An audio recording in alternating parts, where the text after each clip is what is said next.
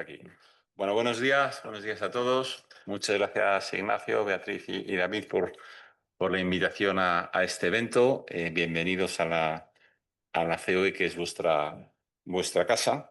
Y desde COE estamos, como siempre, encantados de acoger este tipo de eventos, puesto que compartimos plenamente el fin de la Fundación Impuestos y Competitividad, que es la revisión, innovación y mejora del ordenamiento y las prácticas tributarias de España y la Unión Europea en beneficio de la competitividad de la economía española y de la Unión Europea. La mejora de la normativa en beneficio de la competitividad es también, como no puede ser de otra manera, la finalidad de COE en el ámbito tributario. El impuesto mínimo global para los grupos multinacionales, comúnmente llamado Pilar 2, surge dentro del proyecto de erosión de la base imponible y traslado de beneficios, el BEPS de la OCDE, con el objetivo declarado de garantizar que los grupos multinacionales con ingresos superiores a 750 millones de euros paguen un tipo efectivo del impuesto sobre sociedades de al menos el 15% en cada jurisdicción donde tengan beneficios. Este proyecto encuentra desarrollo en la Unión Europea mediante la aprobación de la Directiva 22/2523, que ha sido traspuesta en España mediante la Ley 7/2024. La normativa, como sabéis, es extraordinariamente compleja y su cumplimiento, por tanto, es muy gravoso, incluso para aquellos grupos que finalmente no serían sometidos a la norma, ya que para llegar a la conclusión de que no están obligados, deberán desarrollar un procedimiento interno de verificación que no es nada sencillo. En cuanto a los costes asociados al Pilar 2 para los grupos empresariales de la Unión Europea, un reciente estudio realizado por la Tax Foundation, con la cual trabajamos de forma recurrente, estima en conjunto unos costes de adaptación de entre 1.200 y 2.000 millones de euros y unos costes anuales recurrentes de entre 517 y 865 millones de euros anuales. Adicionalmente, y en cuanto a la complejidad, no resulta de ayuda la remisión normativa que tanto la directiva como la ley española de transposición realizan a futuros desarrollos interpretativos que puedan realizarse desde la OCDE, lo que genera incertidumbre al entrar en vigor una normativa que puede variar en el futuro y probablemente lo hará en aspectos significativos. Por último, y no menos importante, hay que destacar... Hay, De 5 a 7. sí, hay que poner en mute fuera. Hay que destacar que Estados Unidos no ha adaptado estas reglas de la OCDE, lo que está provocando discusiones sobre cambios a las normas actuales y las alternativas para encajar las diferencias con el enfoque actual de Estados Unidos. Además, la falta de implementación en países como China e India hace que la Unión Europea sea la única gran economía en aplicar las normas de la OCDE. En ese sentido, la Unión Europea debe buscar cambios que supongan una reducción de costes para no afectar la competitividad de las empresas multinacionales europeas. En conclusión, nos encontramos ante una normativa compleja, costosa y que muy probablemente no va a ser implementada por las principales economías con las que competimos, por lo que es imprescindible proceder a una revisión profunda de la misma y en ese sentido es fundamental contar con análisis profundos como el contenido en el libro que hoy se presenta. Muchas gracias y sin más doy la palabra al presidente del patronato de la Fundación, don Ignacio Celay.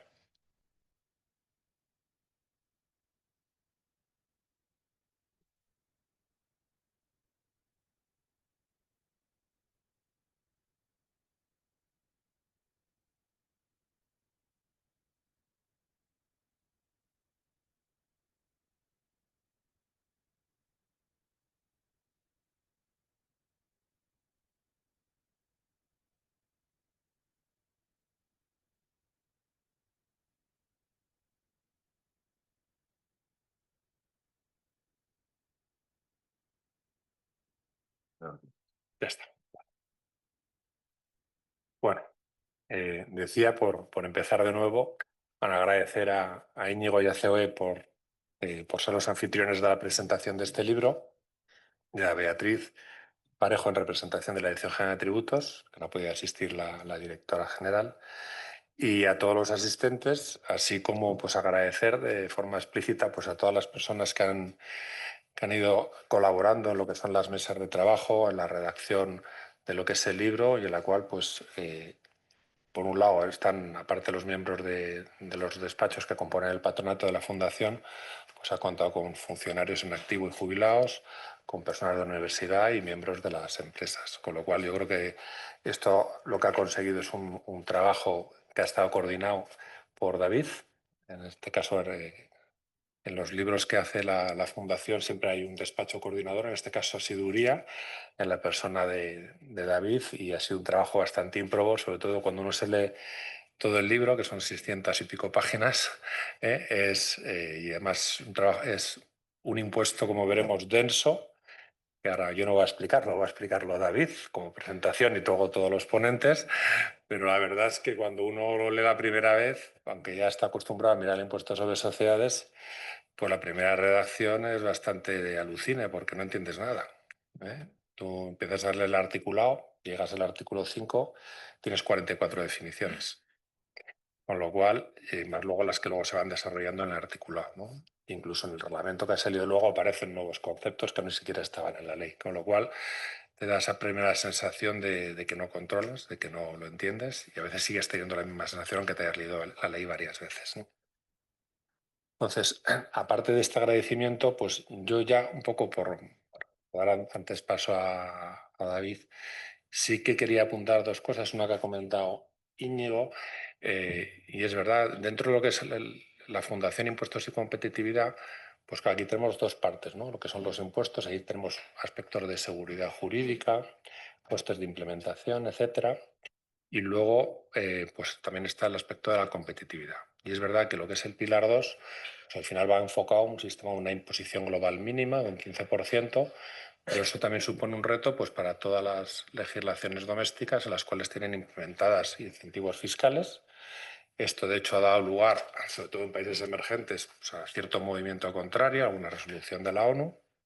Y luego, además, por la propia mecánica del impuesto complementario, pues ha llevado a reticencias y luego en la práctica abandono de Estados Unidos, así como determinadas economías, como ha señalado Íñigo, de base China o India, que tampoco están implementando el impuesto, ¿no? Con lo cual, cuando uno ve la norma y lo ve con una perspectiva actual, un poco con todos los cambios que han sobrevenido, pues la sensación es un poco, pues, que nos hemos pasado a lo mejor la Unión Europea de la raya, ¿eh? Nos hemos quedado fuera de juego porque hemos implementado, este es un impuesto difícil, es, digamos, inspirado en BEPS o CD, adaptado por la directiva, y con un esfuerzo, imagino que ímprobo, pues que la Dirección General de Tributos, con el escaso personal que ha tenido siempre, ha tenido que implementar en poco tiempo, ¿vale? Por mucho que haya habido determinados trabajos preparatorios de la OCDE. Y eso también supone una reflexión. Vamos a ver, aquí está pasada un poco de fuera de juego. Es una norma que cuando uno ha estudiado el impuesto sobre sociedades en su momento y ha habido intentos en derecho comparado, tenemos ahí 2011, 2016, la base imponible común, base imponible consolidada, que no han fructificado, en la cual, pues en principio parecía que era lo lógico es que la Unión Europea determinase una base común que regulase luego una serie de reglas en cuanto a pago de intereses, royalties al extranjero, que luego ya como Unión Europea articulase un sistema impositivo con su transparencia fiscal internacional, etcétera, que fuera común y con ese ámbito jurídico que se fuera implementando, pues tener nuestro sistema impositivo, sobre todo para las grandes multinacionales, que es donde está inspirado este impuesto complementario y esta tributación global mínima. Sin embargo, pues digamos, nos ha pasado de largo. Ha sido, digamos, yo creo, un debate político que se ha asumido por las principales economías y por la OCDE, y esto ha supuesto la implementación del Pilar 2. El problema es que luego se ha implementado a nivel comunitario y, sin embargo, pues las economías principales que estaban, digamos, con nosotros, pues han quedado atrás y no han implementado. Con lo cual, ahora nos encontramos con una situación de costes de cumplimiento relevantes, complejidad en la norma, criterios interpretativos. La propia disposición final 21ª de la ley remita a que la Dirección de Tributos tendrá que dictar resoluciones interpretativas que podrá inspirarse en lo que son los criterios de OCDE, las guías, recomendaciones. También el reglamento ya del impuesto complementario lo dice manifiestamente la exposición de motivos. Con lo cual nos vamos a encontrar con y eso lo estamos viendo ya, con una interpretación dinámica en función de las nuevas interpretaciones que estén dictando, en este caso, las guías y recomendaciones de la OCDE. Y eso incluso se ve reflejado en el propio reglamento del impuesto complementario, ¿no? En la cual ya no es que sea un desarrollo reglamentario, sino que también recoge algunos principios interpretativos e incluso incorpora algunos aspectos que no estaban recogidos ni siquiera en la ley del impuesto complementario, pero que son desarrollo de la OCDE. Con lo cual, en la parte de impuestos, digamos, y luego haremos la competitividad, la parte de impuestos, pues nos encontramos esa norma compleja, yo creo que imagino que de escasa recaudación respecto a los costes de incumplimiento, con un problema de implementación y además, imagino yo, aunque luego hablará Beatriz también, que claro, va a exigir una adaptación de nuestra normativa, no solamente en procedimiento inspector, también está desarrollado en el libro, sino sobre todo en lo que es un crédito reembolsable admisible, porque ahora los incentivos fiscales no están pensando en la normativa del impuesto complementario, están pensando pues incentivos en Canarias y otra serie de incentivos que están previstos en la norma o en regímenes especiales que no se acomodan exactamente a lo que son los principios inspiradores del impuesto complementario. Con lo cual va a haber un trabajo de adaptación importante todavía, nos hemos quedado todavía a mitad de camino para intentar adaptarnos a estas reglas del impuesto complementario. Y luego la segunda parte, que es la competitividad, ¿no? La competitividad que ha señalado Íñigo, pues nos encontramos como, pues que somos la gran economía que está implantando este pilar 2, pero que los demás pues no lo están implantando de facto. Esto además da lugar a problemas que ya vienen en el libro también, pues aspectos como capacidad económica en cuanto a la implantación del impuesto secundario, la falta de conexión con determinadas magnitudes fiscales que se quieren gravar y, en definitiva, pues un entorno difícil en cuanto a que las empresas van a asumir costes o potenciales costes que otros países que son competencia de la Unión Europea pues no están asumiendo. En fin, no quería enrollarme mucho y entonces simplemente pues yo creo, Beatriz, que sería ahora tu intervención y nada, adelante.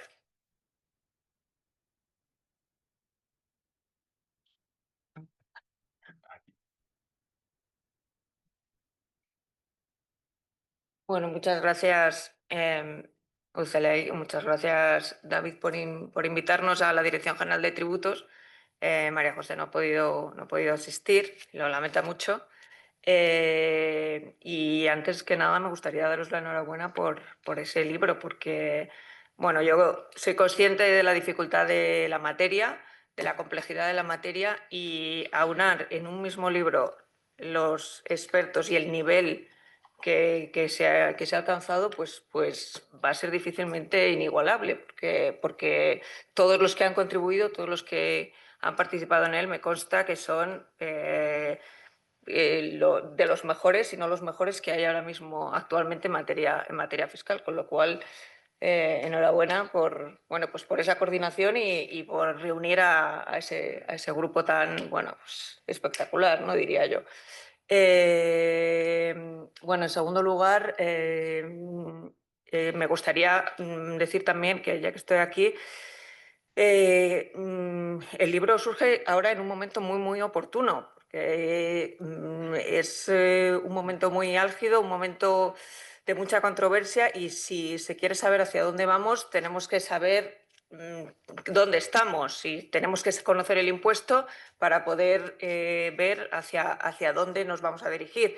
Yo creo que, como todos sabéis, en Estados Unidos el secretario del Tesoro puso al principio de este año o mostró su preocupación por las reglas del impuesto complementario, pero se consiguió antes de verano llegar a un acuerdo con los grupos del G7 para evitar e implantar la cláusula 899, una cláusula que era perjudicial no solo desde un punto de vista fiscal, no solo desde un punto de vista del impuesto, sino también desde un punto de vista económico, en materia de aranceles. Era como un paquete y se llegó a un acuerdo a efectos del impuesto complementario y de hacia dónde iban las reglas del impuesto complementario.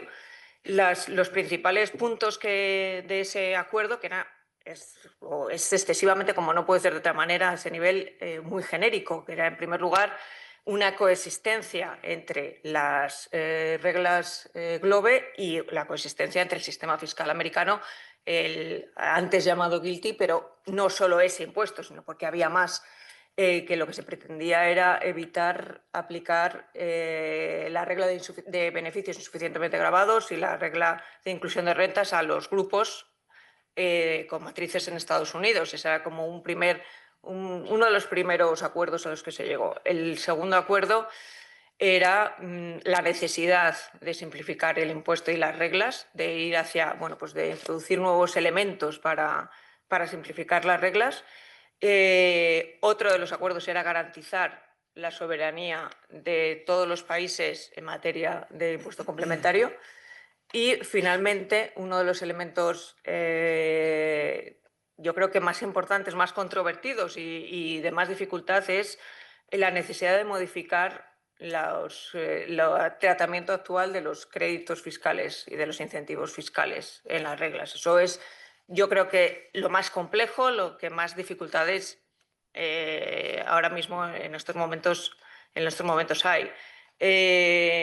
Y luego, tangencialmente, si bien es verdad, en ese acuerdo se nombró, pero sobrevolándolo solo, la necesidad de continuar con el diálogo de los impuestos de economía digital, el Pilar 1, pero simplemente eso se dejó un poco, bueno, pues como algo colateral en ese sentido. Entonces, a mí me gustaría ver un poco dónde estamos en relación con esos puntos de ese acuerdo, porque, como digo, es un acuerdo muy, muy, muy genérico. Y claro, puesto así puede parecer sencillo, pero lo difícil es, desde un punto de vista técnico, desde un punto de vista de cuál va a ser la letra pequeña, porque el primero de los elementos es la coexistencia entre esas reglas GLOBE y el sistema fiscal. Aquí se plantea el sistema fiscal americano, pero claro, ¿qué pasa con aquellos países que tienen sistemas parecidos al sistema fiscal americano? ¿Qué va a pasar con esos? Lo primero que se tiene que tratar es qué criterios o qué elementos van a definir a un sistema como aquel que pueda coexistir con las reglas GLOBE, porque sea similar. Criterios que, bueno, pues naturalmente van a ser que tengan un impuesto sobre sociedades con un tipo determinado, que tengan unas reglas fuertes de transparencia fiscal, entre otros. Pero claro, hay que establecer una serie de criterios para llegar o para conseguir ese acuerdo. En segundo lugar, hay que establecer un sistema de revisión o de implementación o de control de que esos sistemas persiguen las mismas finalidades, persiguen el espíritu de las reglas GLOBE, y eso bueno, pues eso no es fácil y bueno, pues va a ser complicado. Y a esto se le añade otro elemento más, el elemento temporal, el tiempo. No hay mucho tiempo, hay que llegar a un acuerdo antes de final de año, con lo cual encajar todo eso en los acuerdos políticos, en la forma en que se va a formular desde un punto de vista técnico, va a ser sin duda muy, muy, muy difícil y muy complicado. Además, para los países miembros de la Unión Europea todavía más, porque nosotros estamos un poco vinculados a la directiva y lo que se plantea es cómo se va a implementar o cómo se puede arbitrar o cómo se puede elaborar la forma en que tiene que realizarse ese acuerdo, y va a ser para nosotros a lo mejor la salida natural sería un puerto seguro, porque eso implicaría, bueno, pues que se podría encajar en la directiva, pero bueno, que hay diversas fórmulas que se han puesto sobre la mesa y todavía, bueno, pues no se sabe cómo va a avanzar. Otro de los elementos del acuerdo era la necesidad de simplificar las reglas.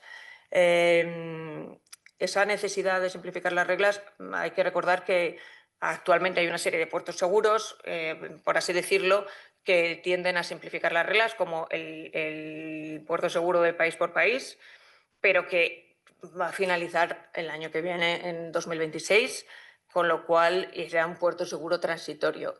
Hay que establecer otros mecanismos que permitan adaptar o que permitan simplificar las reglas que hay habitualmente por el coste de cumplimiento, no solo para los grupos multinacionales, pero también para la propia administración. O sea, es bueno para todos, porque la complejidad del impuesto es tal que hace necesario eso. Y esta complejidad me lleva, o me enlaza con otro de los elementos o del acuerdo, que era garantizar la soberanía de los Estados miembros. ¿Qué se está refiriendo a garantizar la soberanía de los Estados miembros? Lo que nos está diciendo es, oye, que los impuestos, lo que nosotros llamamos impuesto complementario nacional, el QDMTT, que son los propios, los de nuestra soberanía, se respeten sus normas. No me modifiques esas normas porque entra dentro de mi ámbito soberano. Y eso es una de las cosas que se reflejó en el acuerdo y que, bueno, pues que se tiene que respetar. Pero, como digo, la complejidad de la norma y lo enlazo con este impuesto complementario nacional, porque no todos los países tienen el mismo impuesto complementario nacional, no todos los mismos países tienen el QDMTT. Nosotros que lo tenemos en forma de puerto seguro, pero hay otros que por política fiscal, por política económica, por lo que sea, no han dicho no, no vamos a hacer un puerto seguro, vamos a hacer un impuesto que sea cualificado, que lo califiquemos como tal, que tenga una serie de características, pero no puerto seguro, con lo cual se arbitra de otra manera, el cálculo es distinto y eso añade complejidad porque tienes que saber qué es lo que tiene el otro país. Y eso es complejo para las empresas y para las administraciones. Y en tercer lugar, otra vía es que hay países que dicen no. Yo no quiero que mi impuesto ni sea un impuesto seguro ni sea cualificado porque a mí no me interesan las características de ese impuesto. Yo quiero que sea simplemente una especie de tipo mínimo que ya me las arreglaré yo. Y claro, eso es una opción válida como cualquier otra, pero tiene sus propias características y hay que conocerlas. Y no es que no quieran acogerse a un puerto seguro o... Es una opción de cada una de las jurisdicciones. Cada país decide cómo quiere, o por su política, cómo quiere adaptarlo. Y eso hay que tenerlo en cuenta, porque eso es lo que añade muchísima complejidad en pues, lo que es el impuesto y lo que es el cálculo. Primero, el cálculo para los grupos multinacionales, pero también recuerdo el cálculo para las administraciones, porque yo soy consciente de lo que la administración está teniendo que trabajar para... Bueno, pues para adaptarlo en materia de modelos y demás.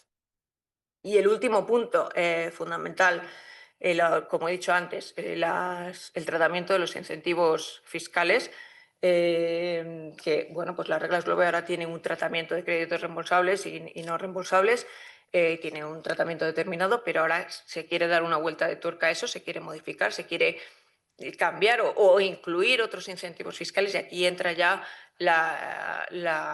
bueno, pues como digo yo creo que una de las discusiones más complicadas y más complejas, porque cada jurisdicción tiene sus propios incentivos, sus propias características, sus propios elementos, y lo que quiere es que los suyos sean reconocidos o tengan un determinado reconocimiento. Eso es imposible. Y ahí radica la dificultad del acuerdo. Incluso jurisdicciones que no han implementado el impuesto mínimo global también quieren un tratamiento fiscal privilegiado de los créditos. Con lo cual, y de determinados incentivos fiscales. Estamos hablando de créditos, pero créditos, incentivos fiscales, yo creo que la línea es difícil y difusa y, bueno, pues es complicado. Es complicado bueno, pues llegar a un acuerdo en ese sentido. Y a mí me gustaría, en relación con esto, hablar de dos consecuencias o dos elementos más que se derivan de este acuerdo o que hay que tener en cuenta. Todo esto nos lleva a que nuestro impuesto es un impuesto muy formal en el sentido de las obligaciones de información y el documento en el que se va a recoger esa información es fundamental, porque con eso prácticamente vas a hacer la liquidación. Si se admite o si se llega a un acuerdo en relación a esa coexistencia entre los distintos países de distintas de las reglas Globe y el sistema fiscal americano, la pregunta siguiente sería ¿qué pasaría con las obligaciones de información, de documentación? ¿Cómo se va a arbitrar? ¿Habría que modificar la legislación actual? ¿Qué información se está dispuesta a dar o no? El impuesto complementario tiene una particularidad en materia de intercambio de información, porque no se intercambia toda la información, son partes, es un sistema que está como pues diseminado en determinadas partes, con lo cual sea cual sea la solución a la que se llegue, va a ser necesario modificar lo que es el intercambio de información o la documentación, porque eso es inexorable y eso todavía añade muchísima más complejidad, porque tendremos que hablar de fechas, cuándo va a entrar esto en vigor, qué es lo que tenemos, qué es lo que hay que modificar, y soy consciente de nuevo que para las administraciones, y me imagino que para los grupos va a ser algo complejo y difícil. Y la segunda consecuencia en relación con esto, hay que arbitrar sin duda un sistema de resolución de conflictos para las controversias que se puedan suscitar, que tampoco va a ser fácil determinar ni el alcance del sistema, ni la forma jurídica, ni el instrumento jurídico que se va a utilizar en ese sistema, porque ya no vamos a poder acudir al tradicional para lo que hay en los convenios de una imposición, que aquí, David, tú sabes muchísimo más que yo, y yo creo que sabes que no encaja exactamente con lo que tenemos ahora. Y además habrá que ver un poco delimitar lo que es el ámbito. Tendrán que ser supuestos de sobreimposición, claramente, por la aplicación de las distintas normativas de las distintas jurisdicciones, pero hay que tener en cuenta que, por otro lado, la OCDE hace constantemente procedimientos de revisión de los impuestos los impuestos complementarios de las distintas jurisdicciones y da el marchamo, con lo cual tampoco puedes entrar o puedes colapsar o puedes confluir con el ámbito de esas revisiones que hace la OCDE a efectos de lo que es elaborar o diseñar el esqueleto de lo que va a ser un instrumento multilateral para la resolución de conflictos o un instrumento para esa resolución de conflictos. Y es algo también quizá novedoso y que será, bueno, pues también otro de los elementos a seguir trabajando. Así que, bueno, pues como veis ahora, el momento es crucial, es muy importante por el plazo temporal que tenemos, y para eso yo creo que es importante conocer la norma con anterioridad, conocerla bien. De ahí, como he remarcado, la importancia de que se haya elaborado un libro tan preciso, con tanto nivel, porque lo que va a permitir es saber perfectamente hacia dónde nos vamos a dirigir. Y bueno, pues os animo a hacer otro con las siguientes modificaciones.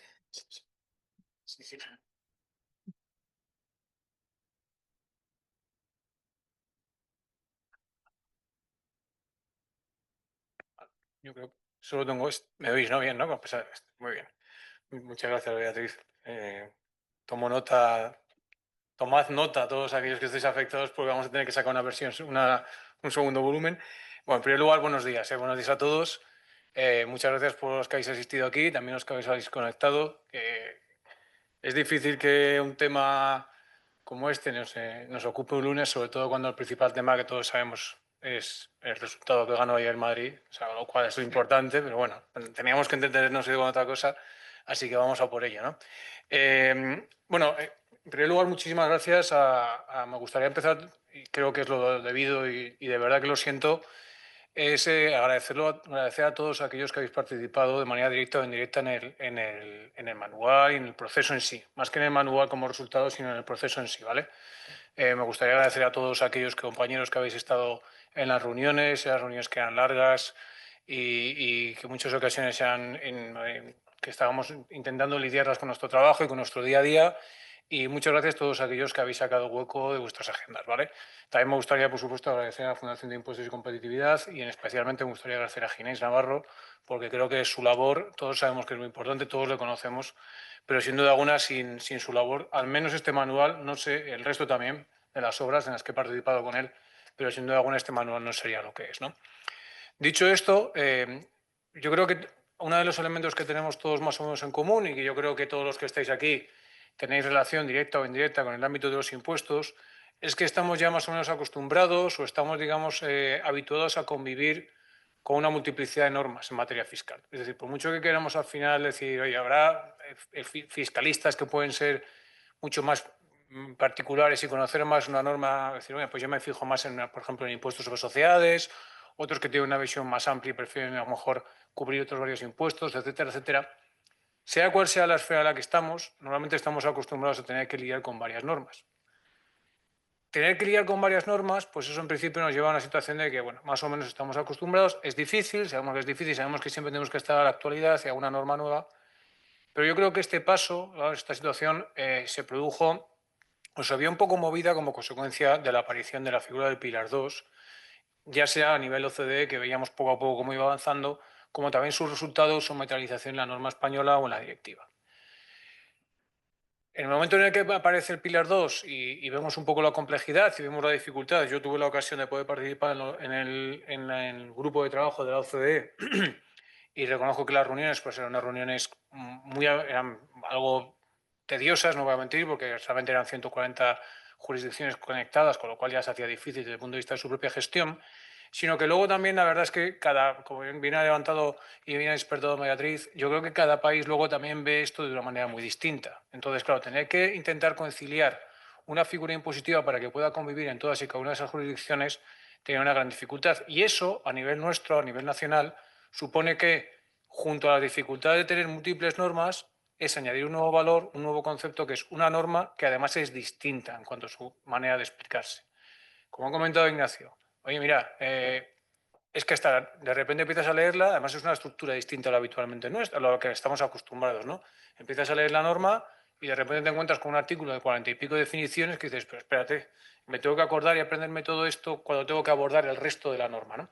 Entonces, sin duda alguna, esto, pues bueno, presenta una dificultad que cuando se planteó el manual y cuando se planteó la obra, yo creo que intentamos tener en cuenta todos los que estábamos presentes y yo, en mi caso, también como coordinador.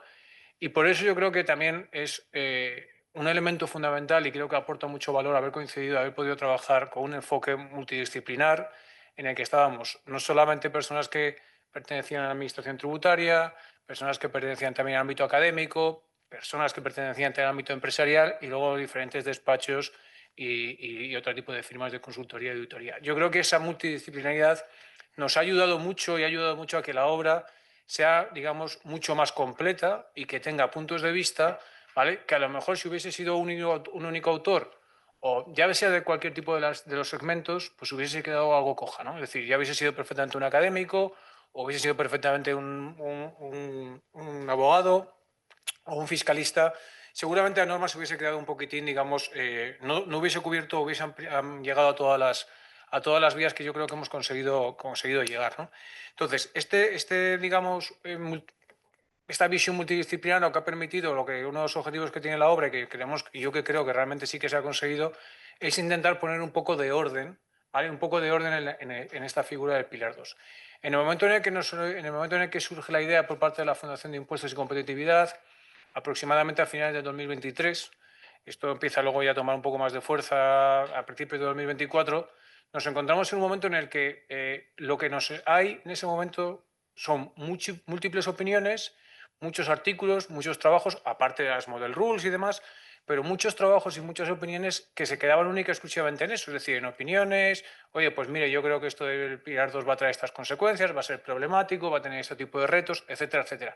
Pero no nos encontrábamos con ninguna de ellas, o al menos no encontrábamos con una línea de, oye, estas opiniones, ¿cómo impactan en el ordenamiento jurídico español? Entonces yo creo que esa es la finalidad que perseguíamos con la obra. Es decir, la obra tiene por objetivo fundamental intentar traducir o aterrizar las reglas del Pilar 2, las reglas de la directiva y luego la ley 724 a las consecuencias al día a día que puede encontrarse la empresa, el grupo multinacional que se tiene que enfrentar al Pilar 2, ¿no? Entonces yo creo que ese ha sido el objetivo que ha perseguido la obra y que yo creo que hemos intentado dentro de lo posible traducirlo y digamos, poner negro sobre blanco, ¿no? Es decir, veamos cuáles son los principales objetivos, cuáles son los principales efectos que puede tener el Pilar 2 en el día a día de una entidad española, de una entidad que está afectada por el mismo, y, consecuentemente con ello, abordemos aspectos como sujeto pasivo, como veremos, aspectos como pueden ser los ajustes posteriores a la declaración, puertos seguros, etcétera, etcétera, figuras que son claves para el funcionamiento de Pilar 2, pero que es necesario trasladar a la propia característica, las características propias que tenemos en nuestro ordenamiento jurídico. Y eso es un poco el objetivo que ha pretendido la obra, ¿vale? Es decir, yo creo que todos hemos sido conscientes de que era un objetivo, un reto, digamos, mayúsculo. Hemos intentado alejarnos, y yo creo que también es un objetivo que pretendíamos, alejarnos de una posición excesivamente crítica o pesimista.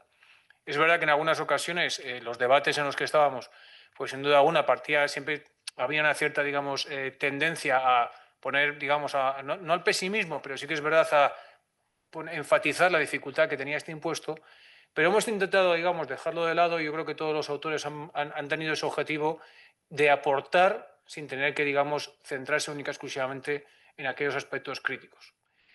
Y por último, lo que me gustaría comentar respecto de la obra es que también creo, y digamos, estoy totalmente de acuerdo con lo que comentaba Beatriz respecto del momento. Es verdad que es una cuestión que también fue importante, sobre todo fue importante en las últimas fases.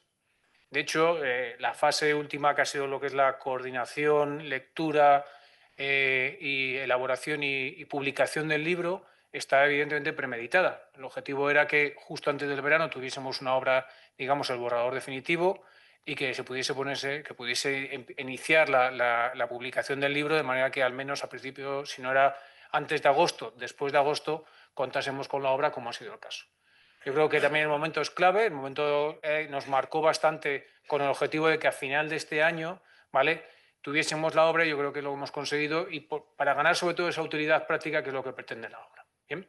Entonces, por mi parte, poco más. En la jornada de hoy, como veréis, nos vamos a centrar fundamentalmente en tres grandes apartados que son clave para el entendimiento de Pilar 2. No solamente lo que es, en primer lugar, una primera exposición o una primera mesa que estará centrada fundamentalmente en el cálculo del impuesto en sí mismo. Es decir, sin duda alguna, en sí mismo el impuesto tiene unas dificultades, sus propias normas, ya os he dicho. La idea es que sean unas normas comunes a todos los países, 140 jurisdicciones, con lo cual, o 132 jurisdicciones, con lo cual es normal que en muchas ocasiones las reglas no nos parezcan habituales y normales, y nos parezcan un tanto extrañas. Por tanto, esta primera mesa se centrará fundamentalmente en el cálculo del impuesto en sí mismo. Una segunda mesa que estará destinada fundamentalmente a analizar y abordar algunas de las cuestiones más críticas que también ha comentado Beatriz, como son los créditos fiscales, cómo algunos países han llegado a modificar por cuestiones de política fiscal incluso sus propios créditos fiscales para intentar, digamos, que su normativa sea más amigable con el Pilar 2. Y en tercer lugar, tendremos una tercera mesa previa a las conclusiones que estará destinada fundamentalmente a cuestiones de aplicación inmediata. O sea, aplicación inmediata me refiero a, oye, este año, el año pasado, inmediatamente, hasta al menos que estos puertos transitorios desaparezcan, ¿con qué nos vamos a encontrar? ¿Vale? Puertos transitorios, aplicación directa y ajustes posteriores. Finalmente terminaremos con una conclusión, así que, por nuestra parte, me seguiréis viendo por aquí, en unas cuantas mesas más. Así que muchas gracias y, por favor, podemos empezar con la primera de las mesas. Gracias.